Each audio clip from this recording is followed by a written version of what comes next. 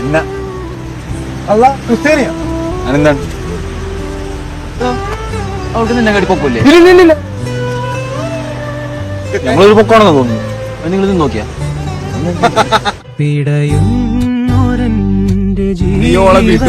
പ്രേമത്തിന് ജാതി മതമൊന്നുമില്ല.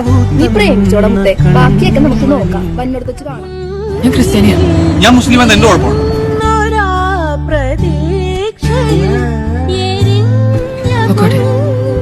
ഒരു മിനിറ്റ് മനം പകുത്തു നൽകിടാ